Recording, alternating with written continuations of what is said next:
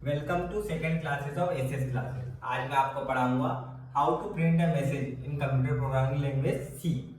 हमारी प्रोग्रामिंग की स्टार्टिंग होती है, जैसे कि हम पिछली क्लास में पढ़ चुके हैं कि सबसे पहले स्टार्ट होगा हमारा हैश, जिसे हम हैश ना कहते हुए क्या कहेंगे, प्री प्रोसेसर डायरेक्टरी। इसके जस्ट बाद हम क्या यूज करेंगे, दो हेडर फाइल को हमारे प्रोग्राम में इंक्लूड करेंगे, इंक्लूड studio.h और conio.h। हमें पता ही है कि ये जो हेडर फाइल है उनका एक्सटेंशन क्या होगा, .h। जैसे कि हम किसी भी तरह की हेडर फाइल या किसी भी तरह की फाइल को यूज करते हैं तो उनके पीछे हमारा उनका एक्सटेंशन लगता है। जैसे कि अगर कोई फोटो की फाइल होगी तो इसके पीछे हम क्या यूज करते हैं, exp, या इसी तरह की हेडर फाइल है उसकी जगह हम क्या यूज करेंगे, .h का। तो हम यूज करेंगे studio.h और conio.h। इन्हीं दो हेडर फाइलों का क्यों यूज करेंगे हम? अगर हमारे फर्स्ट क्वेश्चन हमारे माइंड में आता है कि सबसे पहले हमको प्रोग्राम में इन्हीं दो हेडर फाइलों को यूज करना है, तो इन दो हेडर फाइलों को यूज करने की रीजन है कि इनके अंदर हमारे सारे प्री डिफाइंड फंक्शन रखे हुए हैं। तो अब ये प्री डिफाइंड फंक्शन क्या होते हैं, तो यहाँ पर हमारा एक क्वेश्चन आता है कि प्री डिफाइंड फंक्शन और यूजर डिफाइंड फंक्शन हमारे क्यों प्रोग्रामिंग में यूज होते हैं। तो प्री डिफाइंड फंक्शन वो फंक्शन होते हैं जो हमारे डेवलपर के द्वारा हमें दिए गए, जिनकी डेफिनेशन हमें देने की कोई जरूरत नहीं है। डेफिनेशन देने का मतलब है कि हमें उसके टास्क, उसके बारे में बताने की जरूरत नहीं है। और यूजर डिफाइंड फंक्शन वो फंक्शन होते हैं जिनमें हमें डेफिनेशन खुद देनी होती है, जिसमें हमारे खुद के अपने टास्क परफॉर्म करने होते हैं। जिस तरह के हमें कुछ टास्क कंप्लीट करवाना है तो हमें यूजर डिफाइंड फंक्शन का यूज करना है। लेकिन प्री डिफाइंड फंक्शन वो फंक्शन होते हैं जिसे हम सीधे सीधे डायरेक्टली यूज करेंगे। एग्जाम्पल, ये प्रिंट है, ये क्या हुआ, एक प्री डिफाइंड फंक्शन हुआ। गेट ch, ये भी हमारा क्या हुआ, प्री डिफाइंड फंक्शन हुआ। और clr scr भी क्या हुआ, हमारा प्री डिफाइंड फंक्शन हुआ। ये हमारे सारे प्री डिफाइंड फंक्शन के एग्जांपल है। हमारे प्रोग्रामिंग की जस्ट सेकंड स्टेप होगी हमारे मेन फंक्शन। जैसे कि मैं आपको बता चुका हूं हमारे सिंटेक्स वाले प्रोग्राम में कि हमारा जो कंपाइलर है सबसे पहले हमारे मेन फंक्शन को ढूंढता है यानी कि सबसे पहले रन होना स्टार्ट होगा, यानी यहीं से मेन फंक्शन से हमारा प्रोग्राम रन होना शुरू होगा। जस्ट मेन के आगे लिखा हुआ है वॉइड। अब इस वॉइड का क्या मतलब है, ये हमारा डेटा टाइप है, लेकिन वॉइड डेटा टाइप यानी कि कोई भी वैल्यू रिटर्न नहीं करेगा।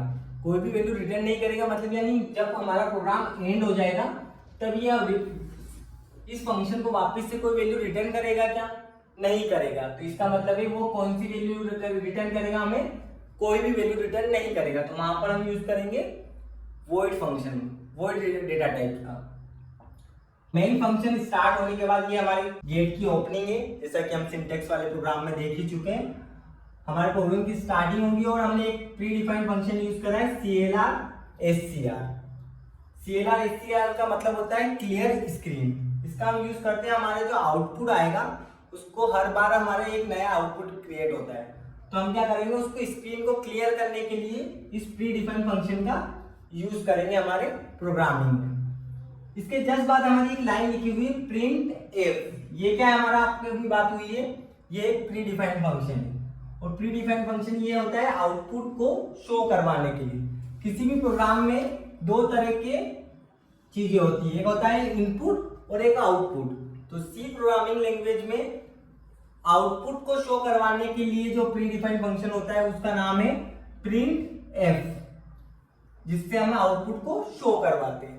और सेकंड होता है हमारा स्कैन एफ। स्कैन एफ से हम क्या करेंगे, यूजर से वैल्यू लेने का काम कौन करेगा, स्कैन एफ फंक्शन करेगा।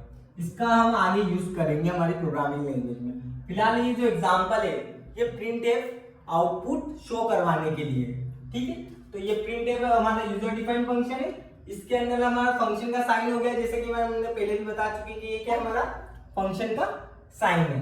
इसके अंदर हम डबल कोट के अंदर जो भी लिखेंगे, अभी फिलहाल हमने लिखा है हेलो वर्ल्ड। क्या लिखा है, हेलो वर्ल्ड। अब ये जो हमारी आउटपुट स्क्रीन है, जैसे अब हम इस प्रोग्राम को रन करेंगे या इसका आउटपुट देखने की कोशिश करेंगे तो क्या मैसेज आएगा हमारे पास आउटपुट स्क्रीन पर, हेलो वर्ल्ड लिखा होगा। इस मैसेज के अलावा यहाँ पर डबल कोट के अंदर हम जो भी लिखेंगे वो एज इट इज हमारी आउटपुट स्क्रीन पर प्रिंट होगा। चाहे यहाँ पर हम अपना नाम लिख सकते हैं, अपने फादर का नाम लिख सकते हैं, हमारा सरनेम लिख सकते हैं, या किसी भी स्पोर्ट्स का नाम लिख सकते हैं। चाहे हम कोई भी एक मैसेज लंबा सा एक पैराग्राफ भी प्रिंट करवा सकते हैं। वो एज इट इज बिना किसी चेंजेस के हमारी स्क्रीन पर हमें शो होगा। इसके बाद मैंने एक लाइन और लिखी है गेट ch। अब इसका क्या यूज है हमारे प्रोग्रामिंग में? इसका बस ये इतना सा यूज है कि जब हमारा ये आउटपुट स्क्रीन आएगी तो इस आउटपुट स्क्रीन को रोके रखने का काम कौन करेगा? Gate ch। गेट ch का एक ही काम है कि हमारे आउटपुट स्क्रीन को रोके रखना जब तक कि हम हमारा आउटपुट आराम से देख ना ले। तो ये रोके रखने का काम कौन सा फंक्शन करता है? Get ch function. और ये कौन सा फंक्शन है? हमारा प्री डिफाइंड फंक्शन। ठीक है। जस्ट इसके बाद हमारी जो ओपनिंग हुई थी हमारे मेन फंक्शन की, उसकी हमारी क्या होगी? ये क्लोजिंग होगी।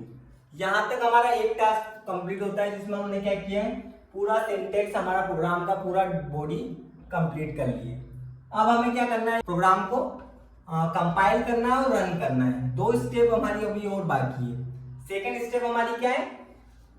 कंपाइल करना है। कंपाइल करने का मतलब क्या होता है? कंपाइलर भी एक तरह का सॉफ्टवेयर होता है जो इस पूरे प्रोग्राम को क्या करेगा, हमारी इसमें चेंजेस सबसे पहले इस पूरे प्रोग्राम को रीड करेगा और इसको काय में कन्वर्ट कर देगा?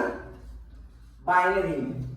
आपको पता ही कि हमारा जो कंप्यूटर है वो किस तरह की लैंग्वेज को समझता है? बाइनरी लैंग्वेज को। तो ये पूरा प्रोग्राम काय में कन्वर्ट हो जाएगा? सबसे पहले बाइनरी लैंग्वेज में। ये कौन सी लैंग्वेज है? हमारी हाई लेवल लैंग्वेज। और हमारी ये जो लैंग्वेज है कौन सी लैंग्वेज है? Machine language. तो हमारा जो कंप्यूटर है सिर्फ मशीन लैंग्वेज को समझता है। तो सबसे पहले हमारा कंपाइलर जो प्रोग्राम है वो इसको काय में कन्वर्ट करेगा? बाइनरी लैंग्वेज में। साथ ही साथ ये क्या करेगा? इसको एरर भी फाइंड करेगा। यानी हमने किसी तरह की कोई सिंटेक्स मिस्टेक या कोई लॉजिकल मिस्टेक की होगी तो हमें यहाँ पर एक मैसेज शो करेगा। अगर आप समझिए कि ये सेमीकोलन है जो यहाँ पर मैंने लगाया है, जैसे कि आपको पता ही होगा कि सेमीकोलन का यूज क्यों करते हैं हम, कि इसको कंपाइलर को बताने के लिए कि ये जो हमारा हमने फंक्शन यूज किया है इसकी जो लाइन की एंडिंग है वो कहाँ हो चुकी है? इसी पॉइंट पे आकर खत्म हो चुकी है। तो कंपाइलर इससे आगे रीड करना ना शुरू करे, इसके लिए हम क्या यूज करते हैं? सेमीकोलन का यूज करते हैं। तो हमने यहाँ पर हमारे फंक्शन की यहाँ पर एंडिंग हो गई। ठीक है। तो कंपाइलर क्या करेगा? हमारे पूरे कोड को सबसे पहले तो कन्वर्ट करेगा, उसके बाद हमारे प्रोग्राम को कंपाइल करेगा, एरर फाइंड करेगा।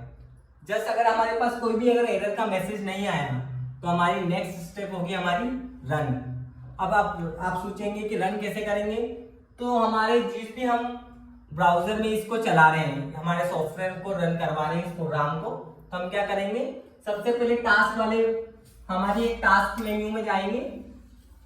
यहाँ पर कुछ आइकॉन्स बने होंगे जिसमें कंपाइलर होगा, इंटरप्रेटर भी रखा हुआ होगा और हमारा रन भी रखा हुआ होगा।